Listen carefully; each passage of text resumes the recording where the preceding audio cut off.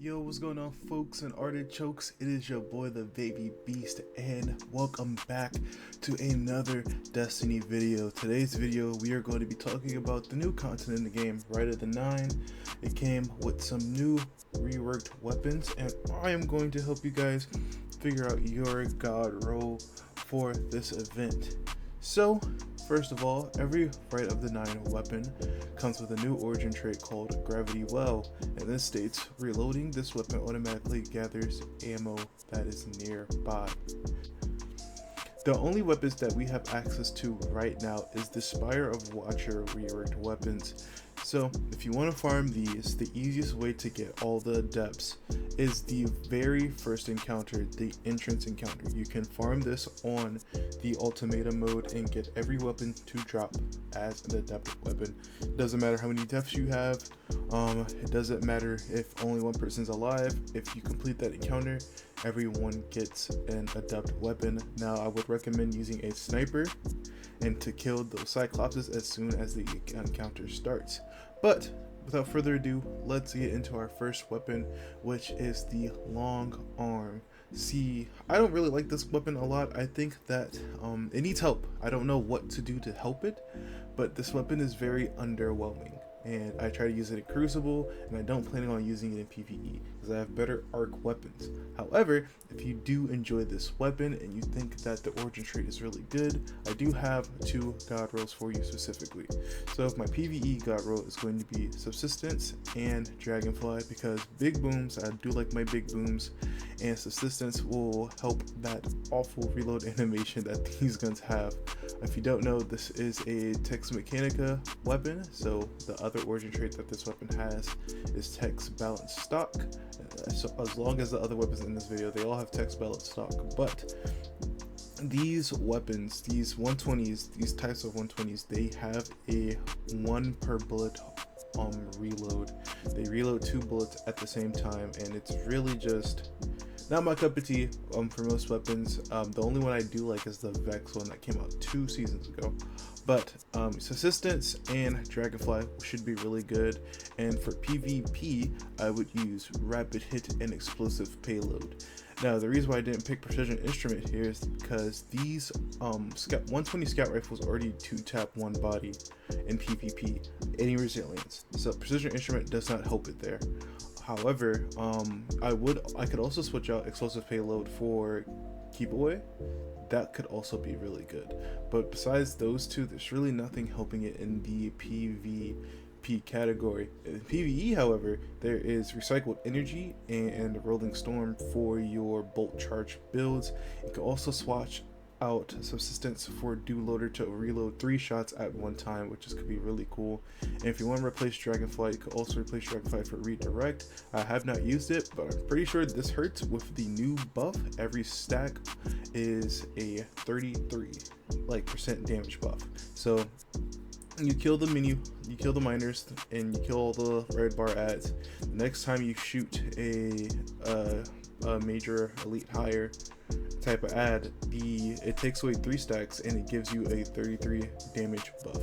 So I'm pretty sure that's going to hurt, but you can also do that with Precision Instrument. So I think Redirection and Precision Instrument is kind of meh, but I think overall this gun is kind of meh. If you want to build into it, I think you should build into range with a range masterwork and a range mod.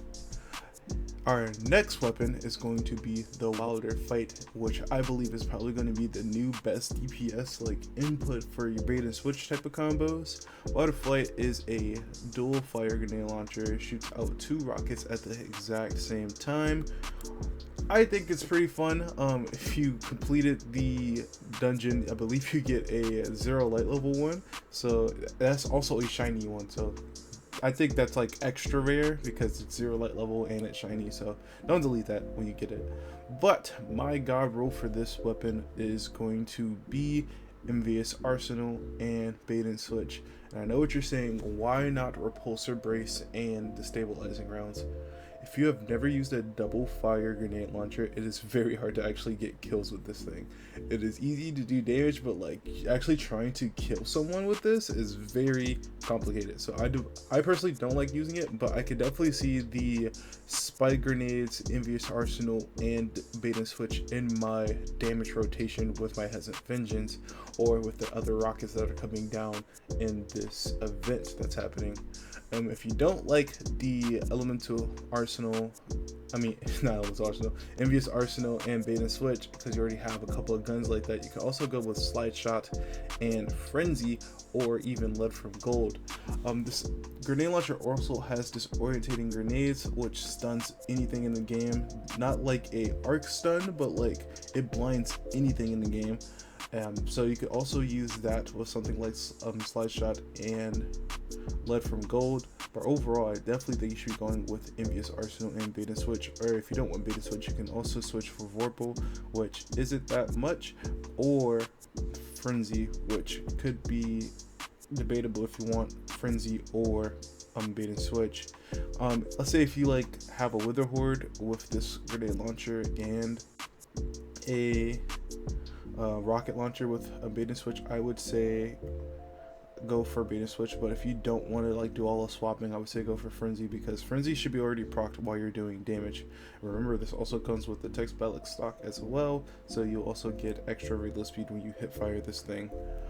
But besides that, let's go to our next weapon, which is probably the most sought out weapon, Liion Visual. This gun has some crazy perks on it, and it is very good in Crucible. I use it personally myself. I probably have a side video for this weapon coming down later on next week, probably not this week, because I'm pretty busy trying to get these weapon review videos out. But you kind of want to focus on a range stability mix here.